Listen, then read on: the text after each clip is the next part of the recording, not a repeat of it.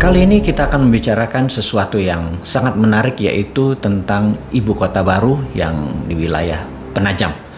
Jadi menurut pendapat pribadi, Penajam akan sulit menjadi ibu kota baru yang katanya pada tahun 2024 Penajam itu akan siap untuk menjadi pusat pemerintahan Indonesia. Secara pribadi, pertanyaan pertama adalah siapa yang akan pindah ke sana? Apakah seluruh pegawai negeri di pusat pemerintahan akan pindah ke sana? Apakah pusat pemerintahan yang saat ini ada di DKI Jakarta akan segera bisa memindahkan lebih dari 500.000 orang yang terlibat di seluruh kementerian dan pusat pemerintahan itu bisa pindah dalam waktu 3 tahun ke depan? Tempatnya aja belum jadi, sarananya pun belum jadi. Jadi kalau kita melihat ingin memindahkan, katakanlah 5 juta orang ke Penajam tersebut, kalau kita satu hari 10 pesawat aja yang ada digunakan, satu pesawat sekitar 200 orang aja, itu 2.000 orang.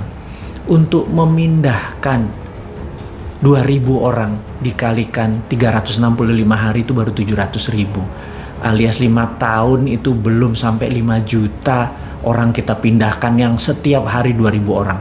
Dan itu tidak sederhana sekali lagi memindahkan orang ke sana.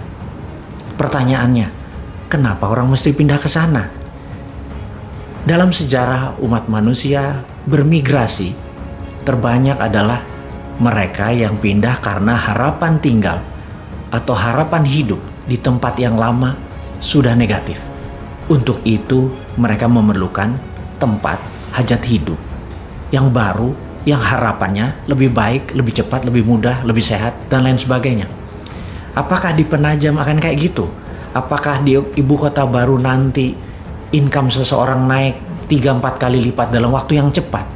Harapan apa yang ada di sana? Kalau tidak ada harapan yang lebih bagus dari tempat yang lama, siapa yang mau pindah ke sana? Kemudian, membangun infrastruktur. Membangun infrastruktur itu ada infrastruktur yang dasar seperti air, sistem jalanan.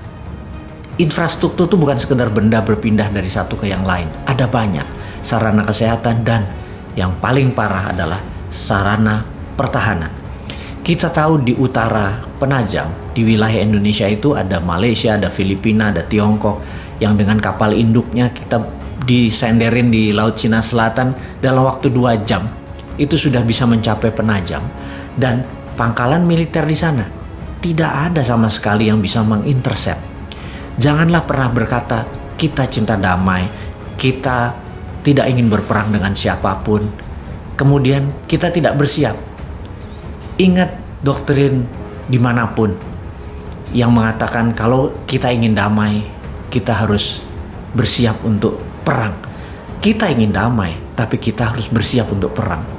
Setidaknya pangkalan militer di Kalimantan Timur itu harus tumbuh kira-kira 10 kali atau lebih 10 kali lebih banyak dari, atau 10 kali lebih kuat dari saat ini. Ada intercept radar, ada peluru kendali, ada jet tempur, dan lain sebagainya. Itu belum ada persiapannya sama sekali. Bahkan Kementerian Pertahanan yang saat ini adalah orang yang ingin mencalonkan dirinya di tahun 2024 untuk menjadi presiden berikutnya, itu pun tidak terlihat di buku putih Kementerian Pertahanan akan membangun pangkalan untuk melindungi ibu kota baru di Penajam sampai tahun 2024. Lah kalau dianya tidak membangun atau tidak menyiapkan, bagaimana kalau kita membangun sana sebagai ibu kota baru? Apakah hanya membangun seperti real estate, seperti Bumi Serpong Damai, seperti Alam Sutra? Itu pun memerlukan 20 tahun lebih baru terasa manfaatnya. Jadi kalau dikatakan ibu kota baru nanti akan jadi tahun 2024, saya bisa katakan itu tidak mungkin. Dan banyak yang terbuai bahwa itu mungkin. Proyek itu yang terakhir yang kita mau tanya adalah, sekali lagi kita mau nanya, bagaimana cara membangunnya? Apakah dengan berhutang seperti selama ini? Saat ini aja 7 tahun itu menghutangnya hampir 5.000 triliun, menjadikan total hutang negara itu hampir 6.500 triliun dan lebih. Ditambah membangun ibu kota baru, itu lebih kali dari 5.000 triliun hanya untuk membangun seluruh infrastruktur di sana dan kesiapan software dan hardware. Kita nggak mungkin membangun kota hanya memindahkan hardware. Di situ harus kayak Wakanda. Di situ harus digital country. Pertama kali menjadi digital ibu kota berdasarkan berbasis teknologi. Dan ini semua tidak siap kita sekarang. Teknologinya asing semua. Membangunnya pakai uang asing. Lalu membangunnya pakai hutang. Di mana kedaulatan bangsa ini? Kalau sebagai proyek mercusuar seperti orang megalomania, ya mungkin aja hal itu bisa dibangun. Tapi sekali lagi, para pejabat di atas dan para pemimpin tertinggi, Anda bukan orang megalomania. Jadi jujur aja, tunggulah masa yang tepat. Saat ini belum tepat. Jadi ada baiknya kita tunda dulu membangun, atau katakanlah tutup aja, tidak usah membangun. Kita nggak pernah kita menuduh bahwa begitu tidak dibangun, wah lo tidak komitmen. Enggak, kita mengerti. Karena kalau kita dikomunikasikan, Anda sebagai pemimpin adalah directed leader, mengarahkan, menginstruksikan. Kita paham kok. Kalau pakai buzzer, pakai orang bayaran, mereka nggak paham. Mereka hanyalah karena dibayar ya mereka serang aja udah. Pokoknya apa sabdonya Anda di echo aja sama mereka, diamplifikasi aja tanpa melihat bahwa implikasi itu sebenarnya tidak begitu maksud Anda. Sekarang Anda harus menjadi directed leader. Katakan tidak jadi membangun penajam. Katakan akan di-review ulang karena masalah pendanaan. Bukan masalah yang lain. Menurut saya, hemat saya, ini adalah masalah pendanaan. Tapi kalau ditanya, oke, apa kamu cuma mengkritik atau menyinyir doang? Enggak begitu. New Mind punya solusi. Dari dulu, New Mind punya solusi. Dan pindahnya pusat pemerintahan tadi bukan ibu kota loh. Jadi membedakan. Kalau Penajam adalah ibu kota dan pusat pemerintahan. Namun kalau New Mind itu berbeda. Ibu kota tetap di DKI Jakarta. Ibu kota. Tapi pusat pemerintahannya kita geser. Kita lihat ada 5.000 hektar pulau reklamasi yang saat ini berada di utara Jakarta. Itu diluruskan. Itu sebaiknya diambil oleh pemerintah pusat. Bukan membangun pulau reklamasi, tetapi kita mengacu sebentar ke fakta dunia. Bahwa kota Amsterdam di Belanda adalah kotanya berada hampir 4 meter di bawah permukaan laut.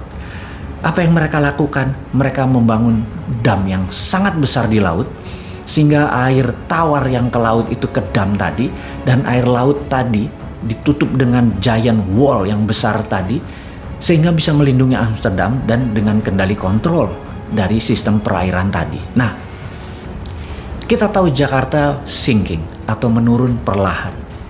Kalau didiamkan tanpa ada usaha sama sekali, Jakarta akan tenggelam. Yang terbaik adalah buat giant wall di utara Jakarta, menutupi seluruh teluk Jakarta, ditutup dengan giant wall. Dan giant wall ini di dalamnya ada yang namanya 5.000 hektar tadi atau 3.000 hektar tadi tanah yang akan menjadi pusat pemerintahan. Di sana akan kita bangun seluruh gedung-gedung untuk perkantoran, untuk sarana mengendalikan Indonesia, termasuk ada landing craft untuk tamu-tamu negara.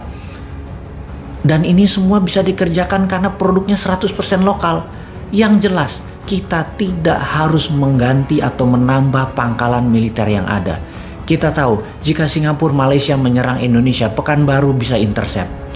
Jika Malaysia, Tiongkok dan Filipina menyerang Jakarta, Makassar atau Madiun bisa intercept. Juga jika musuh kita dari selatan datang, Madiun bisa intercept. Belum lagi Halim, itu dari sisi angkatan udara. Dari angkatan laut, Tanjung Priuk, one of the best. Jadi tidak ada satupun yang kita ubah di dalam sistem pertahanan melindungi ibu kotanya.